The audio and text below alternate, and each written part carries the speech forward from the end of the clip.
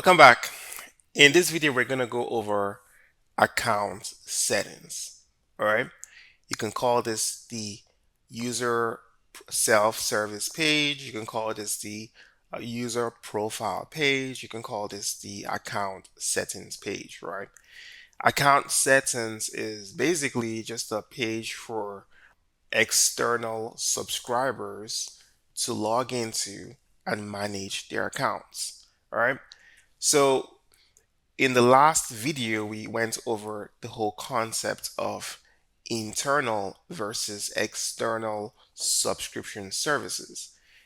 Internal services are basically services that grant access to applications and APIs to internal users, whereas external services grant access to users from the general public. So, unlike internal users, external users need to have a way to manage their accounts. They need to have a way to add new users. They need to have a way to update their profile. They need to have a way to terminate their accounts, change their payment methods, review their payment history, and on and on and on. And in this video, we're going to just do a quick walkthrough of the account settings page. So I have two applications or two subscription services that we're just going to take a look at. One is our demo app dev service, which is an internal, and one is our support auth service, which is an external service. All right. So I have these two services opened up side by side. And if you notice, when we go over to the external service, we have an additional tab over here, which is the account settings page URL. And we also have an additional input here where we basically can configure our account settings slug. So simply put, when users are signed up, they could basically, go to this URL and gain access to their account settings profile. All right. Whereas obviously in the internal service, these things are not available. All right, let's just go ahead and close this up because we are focusing on account settings and these are unique to external subscriptions. So I currently have, in the last video, I just signed up a user called John Doe to our support auth application through this service. I am going to try to log into the account settings page. Now, there are two ways of doing this. A user can have the link, which is usually emailed to them at the time of sign up, or they could log in through the application through the account settings button.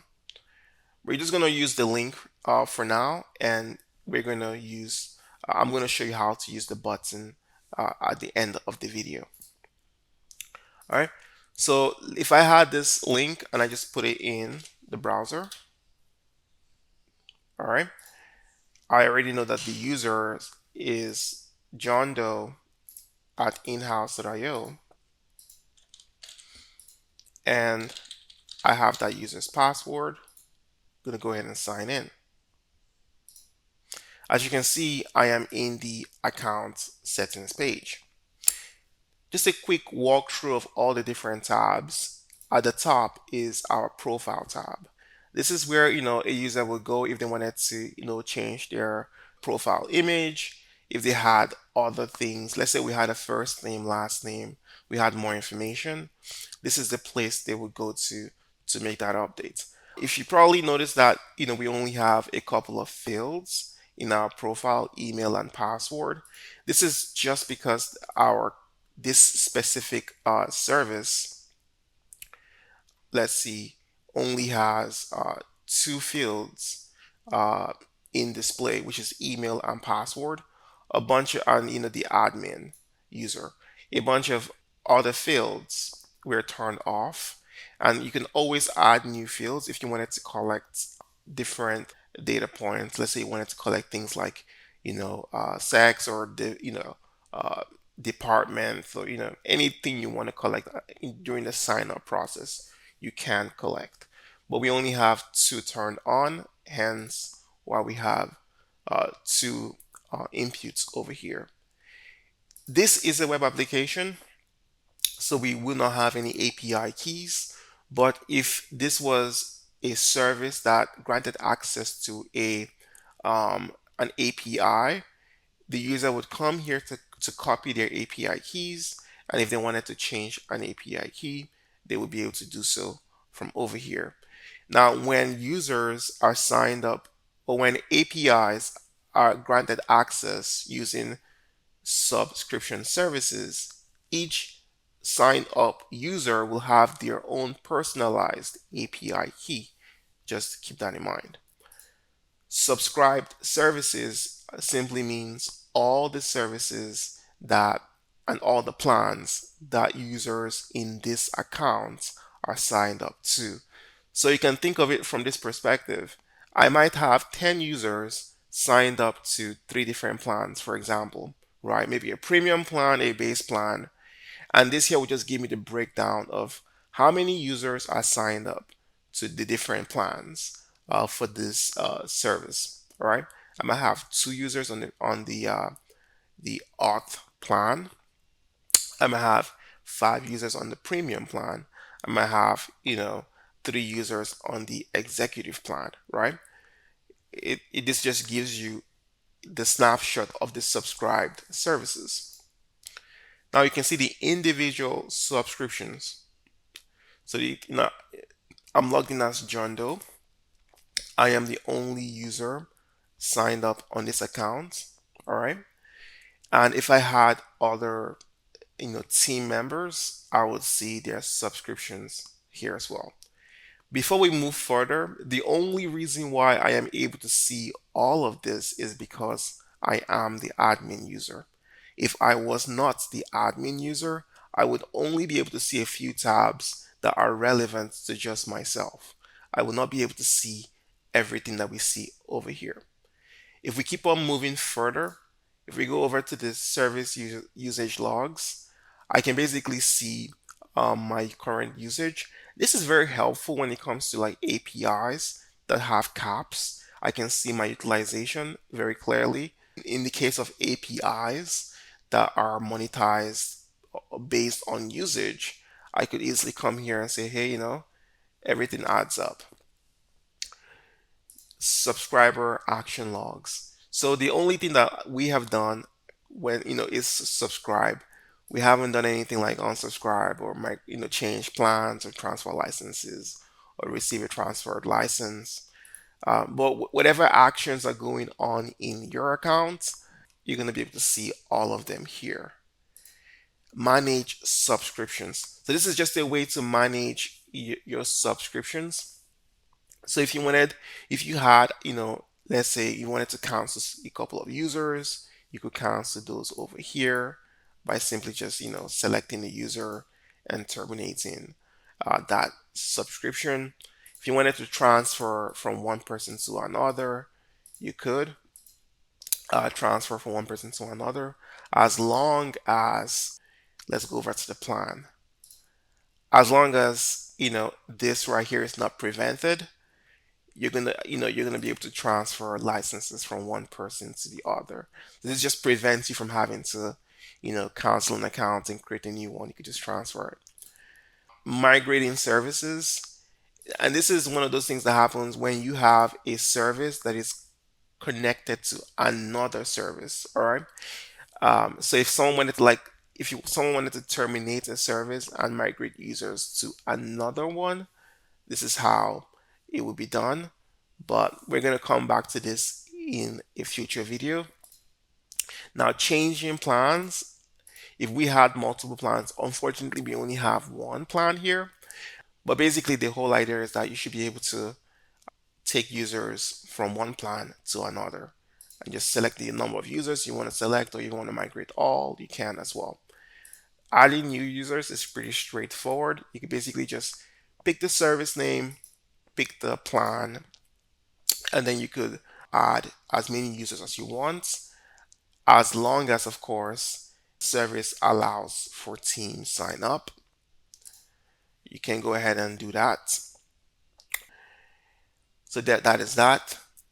And if you wanted to, upload users using a CSV file, you can do that as well. Payment invoices. So this is where to go to when you want to see the invoices that you've received. So if this was a paid service, which it's not, it's actually a free service. But if this was a paid service, you would see all the invoices that were sent to your accounts, and you would also see all the charges. You would see all the payments that you've made. This is where you can go to get the receipts. You could basically add payment methods, modify payment methods. You could configure your payment distribution account if this was a service that had the whole concept of getting paid, like a marketplace application.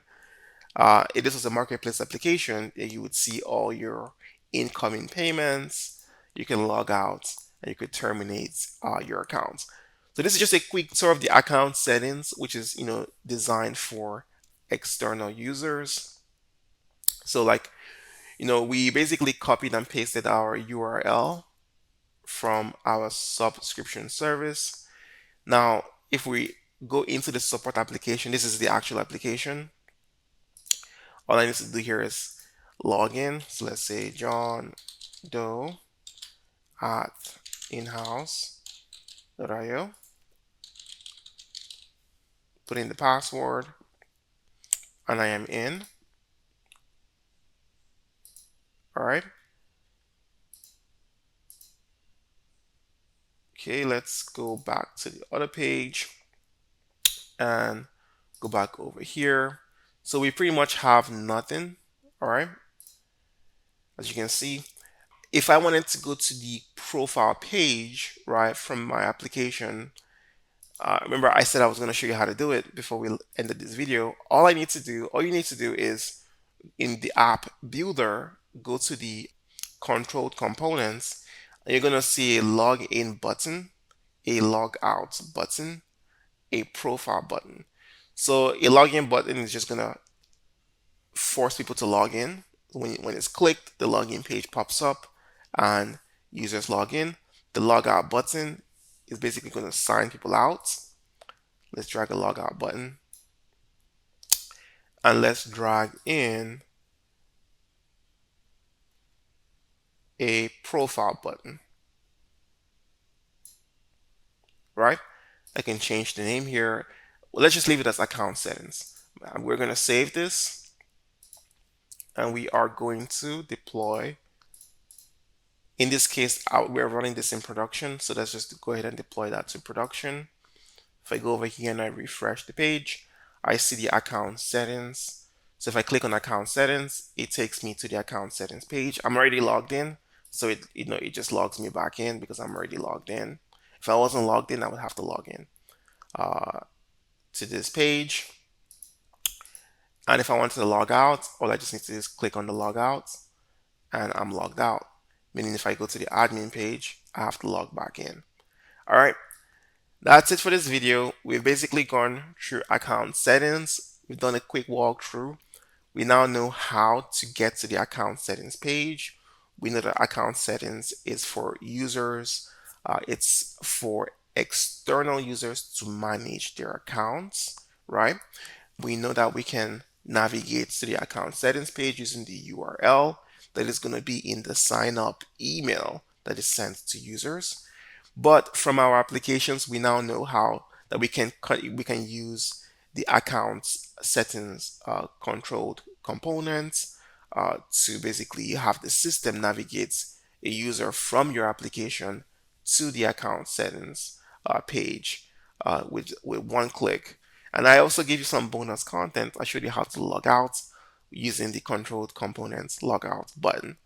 That's it for this video. I'll see you in the next one.